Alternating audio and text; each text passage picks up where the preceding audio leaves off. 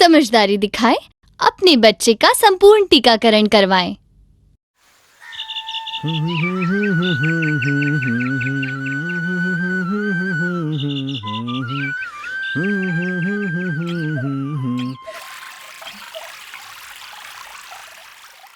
खुशबू जल्दी कर, शाम को मेला देखने चलना है, याद है ना?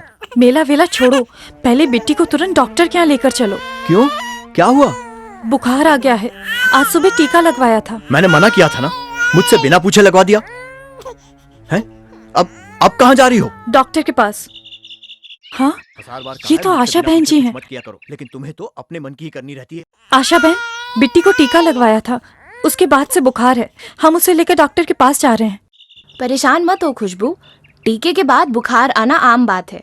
एएनएम बहन जी ने जो बुखार की दवा दी थी उसे दे देना था। अरे, मैंने उनकी इस बात पर तो ध्यान ही नहीं दिया। कोई बात नहीं खुशबू, हेल्थ सेंटर में तुम्हें डॉक्टर दीदी फिर से सब समझा देंगी।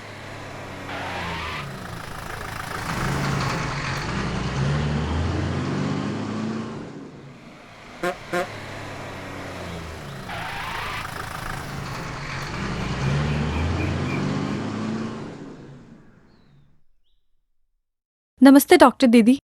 नमस्ते, क्या हुआ बच्चे को? आज सुबह बिट्टी को टीका लगवाया था, उसके बाद से बुखार है।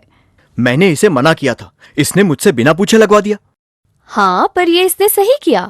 हाँ? मैं समझाती हूँ। देखो, हमारा शरीर एक किले की तरह है। अब जैसे हर किले में फौज होती है दुश्मनों से लड़ने के लिए, वैसे ही हमारे शरीर की भी एक फौज होती है बीमारी फैलाने वाले कीटाणुओं और विषाणुओं से हमें बचाने के लिए। तो हमारे शरीर को कौन बचा कर रखता है? जैसे किले को फौज दुश्मनों से बचाती है, वैसे ही हमारे खून में भी काफी सारे बहुत छोटे छोटे कण होते हैं जिन्हें सेल कहते हैं। ज्यादातर लाल होते हैं, पर कुछ सफेद भी होते हैं। ये सफेद सेल हमारे शरीर के सिपाही हैं, हमारे शरीर की फौज। ये बीमारी के कीटाणुओं और विषाणुओं से लड़ते हैं और उन्हें खत्म करके हमें बचाते हैं। अब किसी भी फौज के सिपाहियों जैसे इन सफेद सेलों को भी दुश्मन को पहचानना, लड़ाई के दाव पेच, हथियार चलाना सिखाने की जरूरत होती है। अब इन्हें कैसे सिखाया जाए? इसके लिए हम बच्चे के शरीर में वैक्सीन को पहुंचाते हैं। इसी को टीकाकरण या टीका लगाना कहते हैं। इससे बच्चे को कोई नुकसान नहीं है। टीकाकरण में वैक्सीन को शरीर में इसलिए भेजते हैं ताकि सफेद सेल बीमारी फैलाने वाले कीटाणु या विषाणु की पहचान कर सके और इनसे लड़ना भी सीख ले।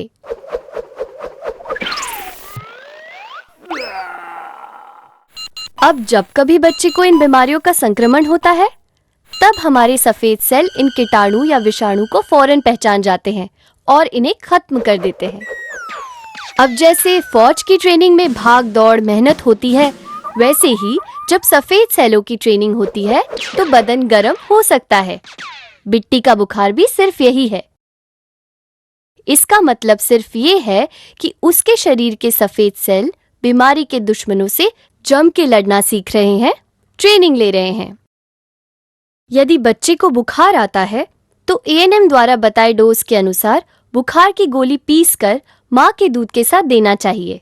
इससे सफेद सेल की ट्रेनिंग भी हो जाएगी और बुखार भी ठीक हो जाएगा। और अगर सूजन हो तो थोड़ी बर्फ या ठंडे कपड़े से सिकाई कर देना चाहिए। अब मेरी बिट्टी को कोई बीमारी नहीं होगी ना? हम बच्चों को उन जानलेवा बीमारियों के टीके लगाते हैं जिनसे उन्हें इस उम्र में सबसे ज्यादा खतरा होता है, जैसे टीबी, पोलियो, गलघोटू, काली खांसी, टिटनस, खसरा, हेपेटाइटिस बी और जापानी एन्सेफेलाइटिस। बिट्टी को ये सभी टीके सही समय पर लगवाओगी तो बिट्टी का इन खतरनाक बीमारियों से बचाव होता रहेगा। अच्छा।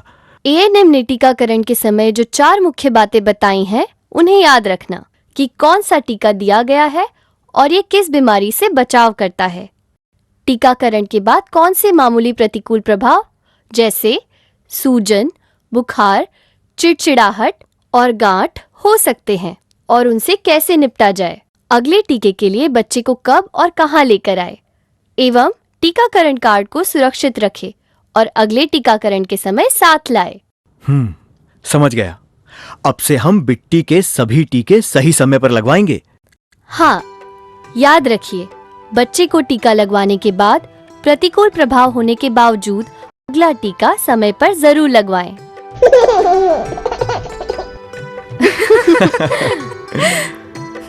समझदारी दिखाएं, अपने बच्चे का संपूर्ण टीकाकरण करवाएं।